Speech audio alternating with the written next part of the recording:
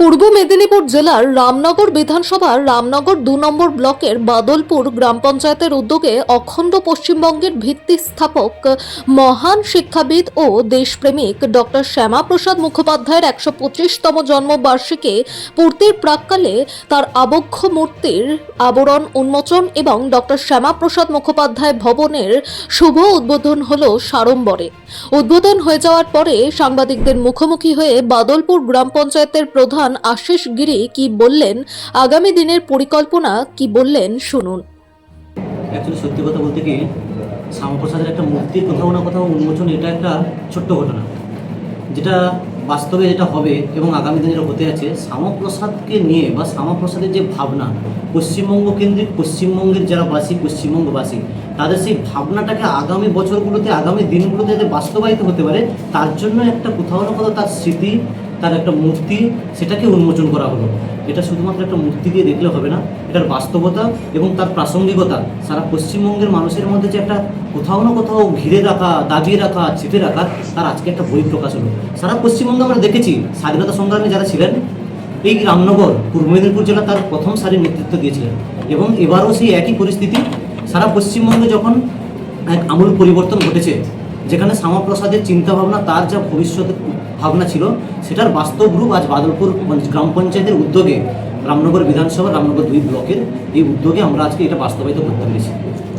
সরকার যেভাবে গুরুত্ব দিচ্ছে, আগামী দিনে আগামীকাল যেখানে বিশাল বড় মূর্তির একটা শুভ উদ্বোধন করবেন মুখ্যমন্ত্রী, আপনি নিজেই এগিয়ে এলেন অঞ্চলের তরফ থেকে, এটা কতটা বড় পাওয়া মেদিনীপুরবাসীর কাছে? নিশ্চিত, এ তো আমার পরম সৌভাগ্য, পরম প্রাপ্তি। এ শুধুমাত্র সম্ভবপর হয়েছে আমাদের যিনি পশ্চিমবঙ্গের আমাদের হিন্দু হৃদয় সম্রাট, আমাদের মাননীয় মুখ্যমন্ত্রী শুভেন্দু অধিকারীর অনুপ্রেরণা এবং ওনার আশীর্বাদ, ওনার ভালোবাসা কোথাও না কোথাও এই গ্রাম পঞ্চায়েত কেন্দ্র করে এবং তৎস আমার উপর সেটা বর্ষিত হয়েছে। শুধু পশ্চিমবঙ্গের জনসাধারণ, বাদলপুরবাসী, রামনগর বিধানসভার পর থেকে এই অনুষ্ঠানে অংশগ্রহণ করেছে। কিন্তু একটাই কথা আমি সবাইকে এটা যেটা বলবো, স্বাধীনতার আগে এবং স্বাধীনতার পরেও কোথাও না কোথাও এই বাদলপুর গ্রাম পঞ্চায়েতের কারোর মনে একবারও আসেনি যেটা এই পশ্চিমবঙ্গে এই বাদলপুর গ্রাম পঞ্চায়েতের জনসাধারণের শ্রদ্ধার জায়গা থাকবে। সেই শ্রদ্ধাঞ্জলি দেওয়ার জায়গায় প্রথমবারের জন্য স্বাধীনতার পরে বাদলপুর গ্রাম পঞ্চায়েত উদ্যোগ নিয়ে করলো, যেটা সাধারণ মানুষ তার নিজের উদ্যোগে, নিজের ইচ্ছায় মানুষ শ্রদ্ধাঞ্জলি জানাতে পারবে শ্যামাপ্রসাদকে। যেখানে দেখা গেল বিভিন্ন এলাকা থেকে, আপনার পঞ্চায়েতের বিভিন্ন গ্রামসভা থেকে যে মানুষের একটা ঢল এই ঝড় বৃষ্টির মধ্যে, ওনাদেরকে কী বলবেন?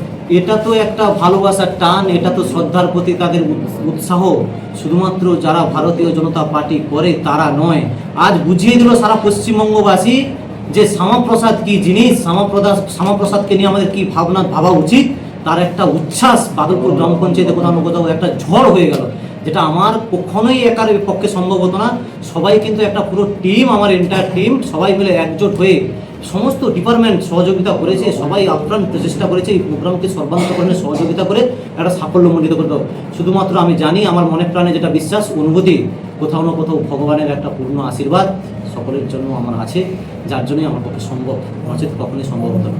গাঙ্গুলিবাবু যেখানে বললেন আপনাকে যে শুধু মূর্তি গড়া নয়, তার মর্যাদা রক্ষণ রাখা আপনাকে দায়িত্ব দিলেন। আমি শপথ নিয়েছি, এই সভা থেকে প্রস্তাব দিয়েছি, দুটো প্রস্তাব।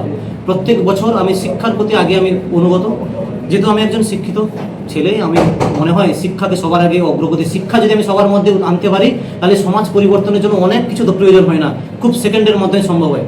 প্রত্যেক বছর মাধ্যমিক এবং উচ্চ মাধ্যমিকের প্রথম যে স্থান অধিকার করবে আমার গ্রাম পঞ্চায়েত এলাকার ছাত্রছাত্রী, সে যে স্কুলেই পড়ুক না কেন, তাদের জন্য ডক্টর শ্যামাপ্রসাদ মুখার্জির স্মৃতির উদ্দেশ্যে প্রত্যেক বছর 10,001 টাকা করে আমার গ্রাম পঞ্চায়েত তরফ থেকে দেওয়া হবে। 2 নম্বর প্রস্তাব রেখেছি, আজকের যে ঝড় বৃষ্টিটাকে আমি এটা অনুভব করতে পেরেছি, আমার গ্রাম পঞ্চায়েতের অনেক বহু মানুষ আছে আজকে তাদের জায়গাটুকু নেই, ঘর, সবাই আমরা কী করছি, জনবসতির এত বাড়ন্ত হচ্ছে, আমাদের সেই প্লেস নেই যে একটা বড় অনুষ্ঠান করার মতো। আমাদের মধ্যে বড় মন আছে, কিন্তু আমি দীনদয়াল উপাধ্যায় অনুষ্ঠান ভবন একটা তৈরি করব, যেখানে অন্তত 1000 মানুষ সেখানে এসে তাদের নিজেদের অনুষ্ঠানটা করতে পারবে, সরকারিভাবে তার সেই ব্যবস্থাটুকু রাখবো।